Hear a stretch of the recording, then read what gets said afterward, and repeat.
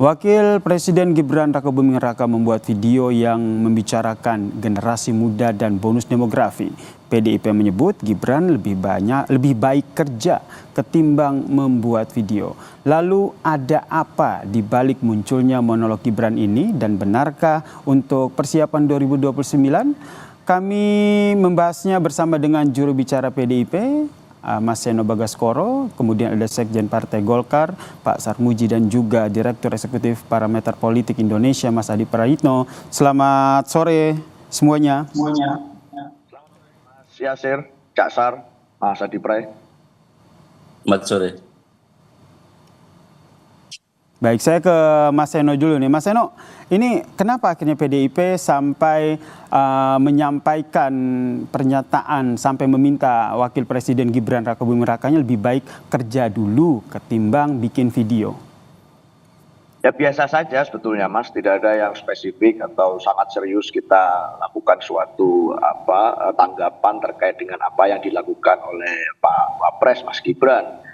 Bukan tetapi karena memang sebetulnya itu kan juga mengungkapkan apa yang menjadi perbincangan di tengah publik akhir-akhir ini. Betapa tidak misalnya di dalam kasus video Mas Gibran itu kan banyak sekali pembicaraan dari kawan-kawan yang juga mengkritisi dan mempertanyakan motifnya kenapa kok tiba-tiba. Nggak ada di antara kita yang menyalahkan pada saat seorang pejabat publik membicarakan pemikirannya, menyampaikan pikirannya, membuat video, statement, ucapan, dan sebagainya. Nggak ada siapapun yang menyalahkan itu. Tetapi menjadi aneh, tanda tanya gitu ya, konteksnya apa, seperti apa. Karena kalau kita melihat akun YouTube Mas Gibran itu, terakhir mengunggah video kan 9 bulan yang lalu. Lalu di antara 9 bulan itu ada kekosongan lama, vakum, tiba-tiba muncul dalam seminggu terakhir muncul 3 video yang dilakukan secara beruntun selama beberapa hari terakhir. Dan itu mengundang pertanyaan, misalnya, kenapa sih selama ini kan banyak kritik yang muncul kepada Mas Gibran? Kenapa tidak pernah sebagai bagian dari generasi muda itu bertukar pikiran dan berkomunikasi langsung dengan masyarakat dan publik yang mempertanyakan tentang kehadiran dan kinerja Wakil Presiden? Banyak tuh kampus-kampus yang bisa menjadi partner diskusi yang baik. Banyak tuh teman-teman muda yang siap untuk diskusi langsung dengan Pak Wapres gitu. Apalagi di berbagai situasi akhir-akhir ini kan ada yang mengkritik Indonesia gelap, ada yang mengkritik peringatan darurat, ada yang mengkritik macam-macam. Diskursus di tengah publik itu banyak sekali. Lalu kenapa pada saat interval waktu itu tidak ada sama sekali keterangan dari Wapres, tidak ada komunikasi dua arah yang terjadi, lalu tiba-tiba muncul video itu. Apalagi video yang terakhir ada yang merekam di media sosial menyampaikan misalnya, loh ini kok like-nya tiba-tiba banyak sekali mendahului view-nya gitu. Nah, jadi ada berbagai hal yang menjadi titik sasaran perbincangan di tengah publik, diskursus di tengah masyarakat. Sehingga kalau kami merespon itu, misalnya ada Bang Deddy Sitorus merespon itu sebetulnya adalah bagian dari ya kita mengetahui apa yang terjadi di tengah publik dan mengamplifikasi itu. Karena sebagai seorang pengambil kebijakan tentu bukan hanya dalam konteks membentuk opini atau memanufaktur citra, tetapi memang tugasnya ganda dan multiple, termasuk merancang kebijakan dan lain sebagainya. Kalau bicara tentang AI, bagaimana misalnya strategi kita dalam merancang AI yang baik ke depan? Bicara tentang hilirisasi, bagaimana bisa memastikan konsep meritokrasi di Indonesia bebas dari nepotisme dan lain sebagainya. Itu konsepnya dari tataran policy, bukan hanya dalam pembentukan opini. Beda sekali dengan misalnya di legislatif. Itu Mas kalau kami. Oke, saya langsung ke Pak Sarmuji nih. Jadi sebenarnya yang ingin disampaikan oleh Gibran Rakabuming Raka ini apa? Ya, pertama secara substansi memang apa yang ingin disampaikan Mas Gibran itu sesuatu yang sangat penting ya. Misalkan tentang bonus demografi.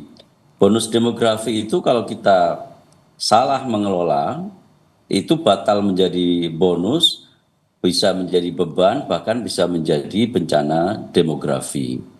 Karena itu apa yang dilakukan oleh Mas Gibran sebagai Wapres, menurut saya usaha untuk memantik kesadaran kolektif masyarakat agar memperhatikan hal yang penting.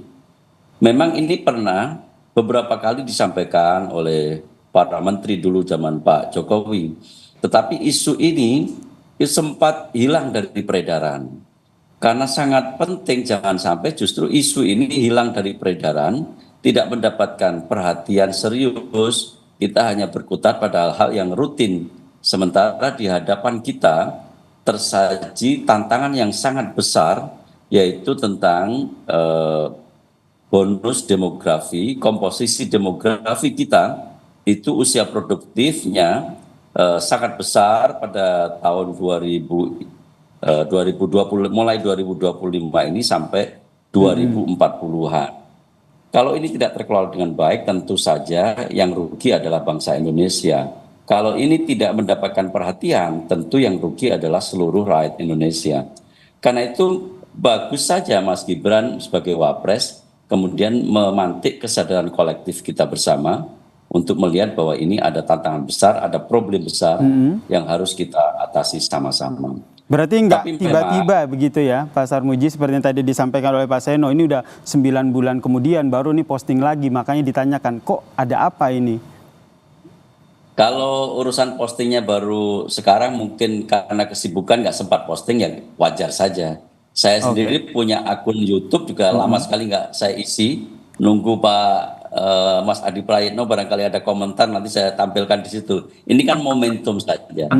Jadi mumpung juga isu ini sudah lama hilang dari peredaran, kalau dipantik sekarang, disosialisasikan sekarang, dikomunikasikan sekarang, ada bagusnya. Jangan sampai isu itu hilang. Oke, saya ke Mas Adi. Mas Adi melihatnya seperti apa ini? Ya saya kira dua hal, ada yang politik dan ada yang substantif. Kan memang dari dulu banyak sekali pihak-pihak yang sebenarnya berharap bahwa Wakil Presiden Republik Indonesia Gibran itu kan juga mampu menyampaikan narasi dan gagasan-gagasan besarnya terkait dengan situasi politik kebangsaan. Baik secara interaktif, mutual understanding, ataupun misalnya disampaikan secara terbuka melalui statement-statement yang sifatnya monolog. Karena memang dulu ada semacam dugaan bahwa Wapres kita, Gibran itu kan tidak bisa bicara, ataupun bicaranya itu tidak sepasih misalnya mantan-mantan para aktivis. Jadi wajar kalau kemudian di tengah tuntutan itu tiba-tiba muncul video monolog dan menyampaikan sebuah gagasan, salah satunya soal bonus demografi, muncullah perdebatan yang cukup panjang. Di berbagai kesempatan saya selalu mengatakan memang tidak mudah jadi Gibran itu, ngomong salah, tidak ngomong pun juga salah. Artinya apa? Memang sejak awal kehadiran Gibran dalam kompetisi politik di 2024 memang menimbulkan kontroversi yang cukup panjang, dimulai dari misalnya konflik politik dengan PDIP, termasuk juga terkait dengan putusan Mahkamah Konstitusi, soal syarat umur presiden dan wakil presiden. Jadi praktis setelah menang Pilpres berpasangan dengan Prabowo Subianto, hal-hal yang terkait dengan Gibran itu selalu memancing polemik dan kontroversi yang tidak berkesudahan. Itu di satu Mas, di situ. Nah yang kedua memang harus diakui secara politik itu kalau kita mau jujur, ini kan juga bagian dari upaya untuk meningkatkan engagement, bagaimana publik semakin terkonfirmasi bahwa Gibran itu adalah wakil presiden yang memang perlu juga diperhitungkan terkait dengan jalan panjang menuju 2029. Karena kalau kita melihat elit-elit partai, orang-orang penting di negara kita, itu kalau melihat gestur dan narasi-narasi politiknya, itu sepertinya memang sebagai upaya untuk menyusun kekuatan politik menuju pertandingan di 2029, entah sebagai calon presiden ataupun sebagai calon wakil presiden. Wajar kalau kemudian ketika video-video monolog yang disampaikan oleh Gibran, itu juga bagian upaya bagaimana publik melihat Gibran ini sedang membangun satu spotlight, selalu membangun diskursus, supaya Gibran itu dikait-kaitkan dengan soal kemungkinannya untuk bisa bertanding nantinya di 2029. Ini adalah dua hal yang menurut saya selalu diperbincangkan, diperhitungkan, dan sampai hari ini itu terus menjadi bergunjingan. Hal-hal yang semacam ini menurut saya wajar kalau ditafsirkan secara politik. Tapi ala kulli hal Mas Yasir, bahwa secara prinsip Gibran itu adalah orang penting, orang nomor 2 di negara kita. Apa yang diomongkan mesti itu direalisasikan. Apa yang disampaikan itu harus diwujudkan. Kan percuma ngomong tentang bonus demografi, percuma bicara tentang hilirisasi, percuma bicara tentang timnas, bahwa segala sesuatu yang diomongkan kalau tidak menjadi kenyataan, ya ini hanya sebatas diskursus yang kemudian sebenarnya bisa dilakukan oleh siapapun. Yang jadi Mas menjadi Adi, nilai pembeda dari wakil presiden itu setiap omongannya wajib hukumnya dilaksanakan. Bicara tentang bonus demografi, kalau mau jujur, yang susah mendapatkan pekerjaan dan pendidikan per hari ini adalah mereka yang calon-calon bonus demografi ini, Mas. Nah, apa kira-kira kebijakan yang bisa dibuat supaya usia produktif itu tidak hampa dan tidak sulit hidupnya untuk menghadapi persoalan-persoalan di masa yang akan datang?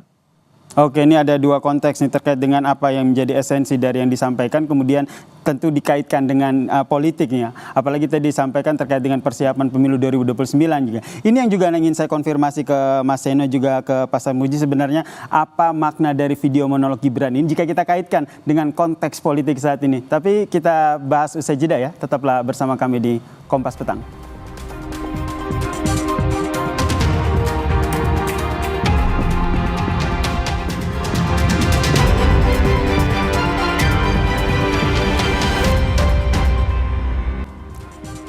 Kita masih membahas soal Gibran, Wakil Presiden Gibran Rakebuming Raka membuat video monolog dan juga akhirnya ditanggapi oleh PDIP dengan menyatakan bahwa harus mengkritisi soal kinerjanya. Masih bergabung bersama kami ini juru bicara PDIP Seno Bagaskoro dan juga ada Sekjen Partai Golkar Mas Sarmuji dan juga Mas Adi Prayitno. Saya ke Mas Seno. Mas Seno, tadi sempat disinggung oleh Mas Adi ada dua konteks gitu, salah satunya adalah politik. Mas Adi, dari PDIP sendiri melihatnya seperti apa? Apakah ada kaitannya dengan persiapan Pilpres mendatang? Iya, terima kasih Mas Yasir. Jujur saya nggak ngerti ya motifnya apa membuat video itu. Satu, Belanda masih jauh. Pilpres itu masih sangat lama dan akan menjadi tidak peka sebetulnya kepada rakyat hari ini yang menghadapi berbagai tantangan. Kalau kita terus-menerus memanufaktur citra menghadapi Pilpres yang masih jauh itu tadi. Sehingga tentu saja kalau bicara urgensi untuk Pilpres itu masih panjang sekali apapun. Dan masa iya sih kalau sekarang ini harusnya kan pasangan presiden dan wapres itu kan duit tunggal. Masa iya sih sudah mikir track masing-masing, saya rasa kan harusnya fokus di kinerja. Jadi kalau saya melihatnya Mas Gibran ini kan sudah, sebenarnya kalau bicara populer, bicara keterkenalan itu kan sudah tinggi sekali. Sudah jadi wapres, sudah dilantik, sudah mulai berapa bulan menjadi wapres, berperan jadi wapres. Masa sih masih harus mencari popularitas dari video seperti itu misalnya. Kan tarafnya sudah berbeda. Tarafnya Mas Gibran harusnya sudah dalam konteks policy. Bicara bonus demografi ada tantangan AI, gimana tuh industri dalam negeri bisa menghadapi AI. Bicara olahraga gimana tuh membangun ekosistem liga yang baik misalnya di dalam negeri atau lainnya. Nah, konsepnya sudah policy gitu. Tapi kalau konsepnya dalam konteks diskursus, dialektika, kenapa harus monolog gitu? Kenapa nggak dialog aja sih misalnya dengan sehingga akhirnya PDIP menyinggung soal kinerja dari Wakil Presiden Gibran Rakebuming Raka ya. Oke, saya langsung ke Mas Sarmuji, Marsiji. Gimana menanggapi hal ini? Ya, justru apa yang dilakukan oleh Mas Gibran sebagai Wapres itu sebenarnya untuk menunjang kinerja Presiden dan Wakil Presiden saat ini.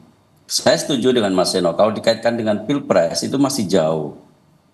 Dan saat ini kita baru saja berhenti dari perhelatan politik, kontestasi politik, itu sudah menguras energi kita. Dan justru saatnya kita mengisi capaian politik itu menjadi capaian kemajuan bagi bangsa. Salah satunya adalah apabila kita bisa mendapatkan bonus demografi, mengelola demografi kita betul-betul menjadi bonus yang puncaknya kira-kira tahun 2040-an. Jadi kalau dikaitkan dengan politik dalam pengertian kontestasi 2029, saya setuju ini terlalu jauh. Saya lebih setuju ini untuk mengisi kinerja Presiden dan Wakil Presiden.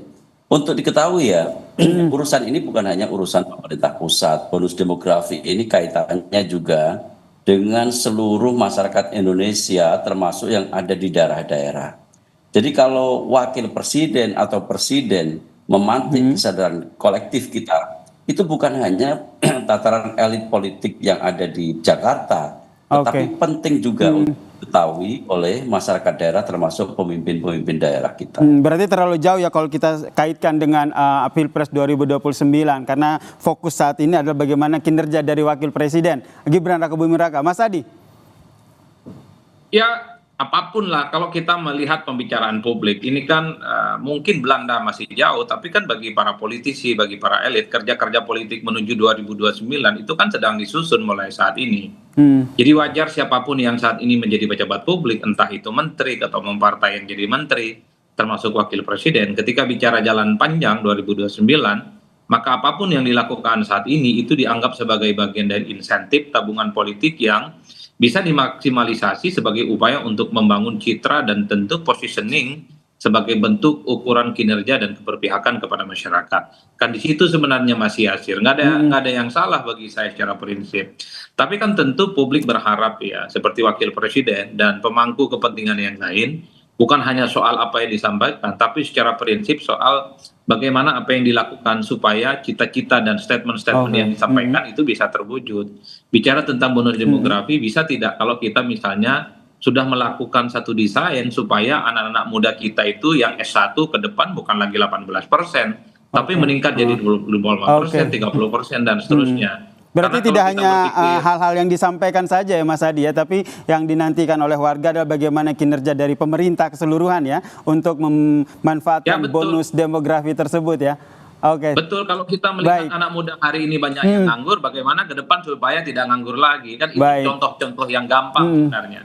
Kita nantikan seperti apa nanti langkah selanjutnya yang diambil oleh pemerintah terkait dengan memanfaatkan bonus demografi ini. Terima kasih sejumlah narasumber, juru bicara PDIP, Mas Seno Bagaskoro, ada Sekjen Partai Golkar, Pak Sarmuji dan juga Mas Adi Praditno telah bergabung bersama kami di Kompas Petang. Salam sehat semuanya.